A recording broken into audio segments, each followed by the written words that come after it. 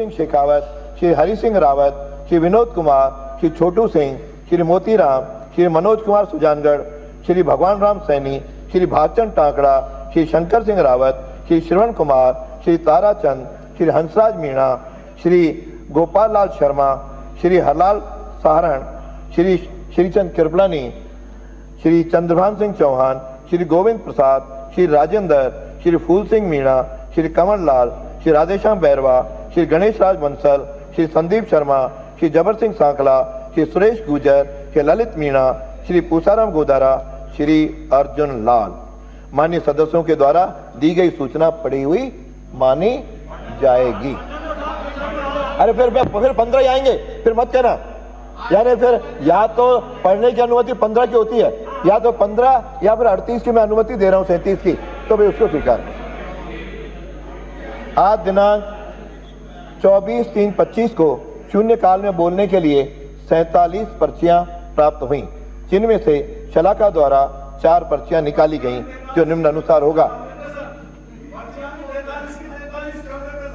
जितनी मेरे पास है आज की तारीख में, जितनी वहां पे पहुंची है, सबको आज रिकॉर्ड में लेकर के पढ़ने के लिए रिकॉर्ड में ले ली, पढ़ी हुई मानी जाएगी। आज तक ऐसा शायद मुझे ध्यान नहीं आता। श्री मनीष यादव, शाहपुरा विधानसभा क्षेत्र जयपुर में हो रही चोरी एवं लूटपाट की घटनाओं से उत्पन्न स्थिति के संबंध में श्री हाकिम अली खां, फतेहपुर नगर परिषद एवं ऊर्जा विभाग के मध्य बिजली बिल को लेकर उत्पन्न विवाद के संबंध में श्री राम साहेब वर्मा, राजकीय विद्यालयों में स्टाफ पैटर्न प्रक्रिया के संबंध में श्री गोपाल शर्मा, 25 वर्षों से बंद पड़ी जयपुर मेटल्स लिमिटेड के कार्मिकों के वेतन और भत्तों के अंतिम भुगतान करने के संबंध में श्री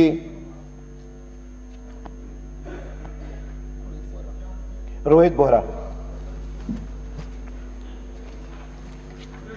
धन्यवाद अध्यक्ष महोदय। वो पॉइंट है बाद में। धन्यवाद अध्यक्ष महोदय। राजाखेड़ा विधानसभा में पिछले हफ्ते चरण तो पूरा हो जाए।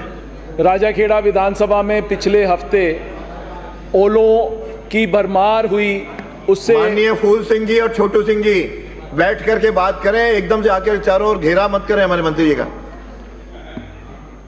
उसमें राजाखेड़ा विधानसभा क्षेत्र में सभी गांवों में तेज आंधी और ओलों के साथ पूरी फसल बर्बाद हो गई। मैं आपसे विनती करता हूं कि इसमें सबसे ज़्यादा नुकसान गांव सकतपुर, एदलपुर और विरौंदा में पूरे के पूरे सरसों की और गेहूं की पूरी फसल नष्ट हो गई, और पूरे विधानसभा क्षेत्र में जितनी गेहूं की फसल थी, तेज आंधी और ओलों से पूरी फसल नष्ट हो गई और गेहूं बिल्कुल नीचे लेट गए। उसमें अब पैदावार बिल्कुल नहीं होगी।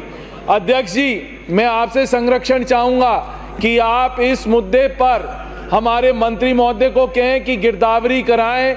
वहाँ गिरदावरी नहीं हुई है अभी तक। ये 3-4 गाँवों में तो 100% फसल की नुकसान हो गया है, क्योंकि वहाँ पर अभी तक पिछले हफ्ते में वहाँ था, अधिकारियों से बात हुई, ये कह के आए हम लोग कि भाई वहाँ गिरदावरी हो, अभी तक गिरदावरी नहीं हुई है। माननीय सदस्य, मैं सदन से बाहर भेजूंगा।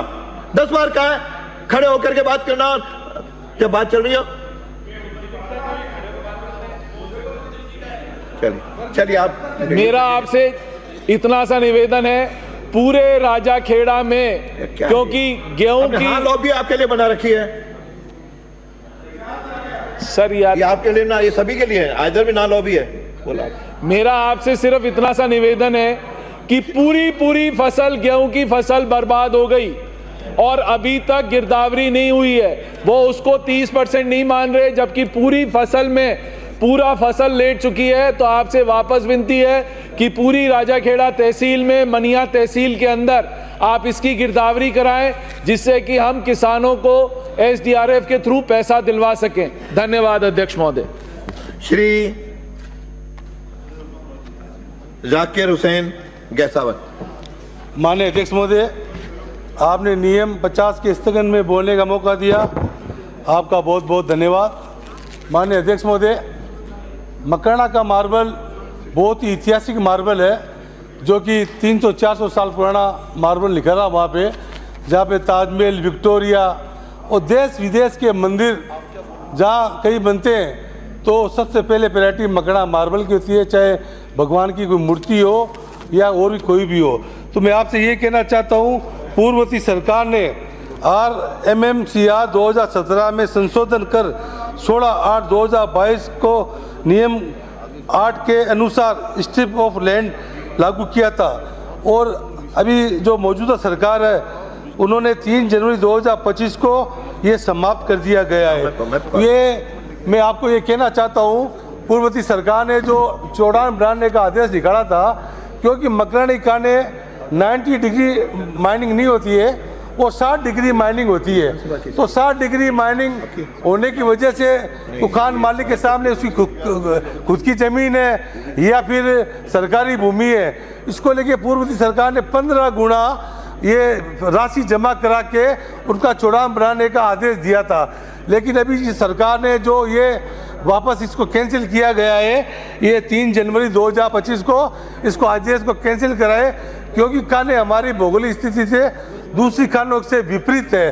तो ये अगर करेंगे तो हमारे मकराने को जीवनदान मिलेगा, क्योंकि वहाँ पे पहले से खनन हो रखा है, 60 डिग्री का खनन हो रहा है, और ये आगे की ज़मीन है वो खान मालिकों की है और सरकारी भूमि है। 15 गुना आप इसका एक्स्ट्रा फीस लेके करवा सकते हैं, और मकराने खानों के अलग से खनन नीति बनाई जाए, क्योंकि मकराने की खाने दूसरी खाने में फ़र्क है।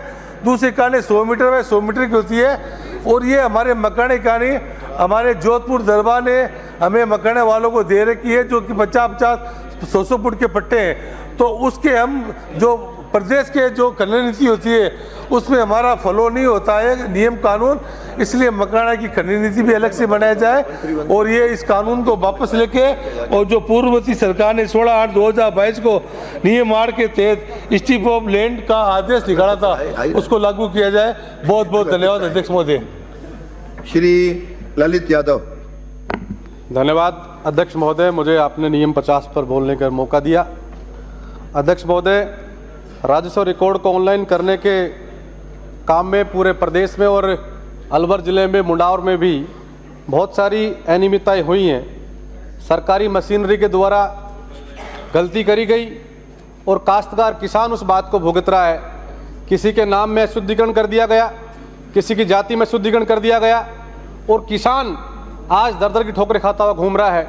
वो किसान जो पेट और पीठ को एक करके इस मुल्क का पेट भरने का काम करता है, उस किसान के साथ हमने इस प्रकार की ज्यादती करी कि वो SDM के पास जाता है, वकील को करता है और आर्थिक नुकसान झेलना उसको पड़ता है। उसके बाद भी उसका वो रिकॉर्ड सही नहीं हो पा रहा। मैं आपसे अनुरोध करता हूँ कि इस प्रकार के जो मामले हैं उनको ठीक करने का काम किया जाए। आज़ादी के बाद से आज तक लेकर के कस्टोनियल भूमि के ऊपर जो किसान काबिज है, उसको आज तक उसका मालिकाना हक नहीं मिल पाया है। मेरे मुंडावर में, अलवर में बहुत सारी ऐसी जगह ज़मीनें पड़ी हैं जिन पर किसान काबिज है, लेकिन किसान को आज तक उसका मालिकाना हक नहीं मिल पा रहा है। संवत 2003 के काबिज काश्तकार सिकमी गैर खातिरदारी के नाम से रिकॉर्ड में दर्ज है, लेकिन मेरा अनुरोध है कि उनको हम सरकार के द्वारा कोई कैंप लगा करके और लाभ देने का हम लोग काम करें।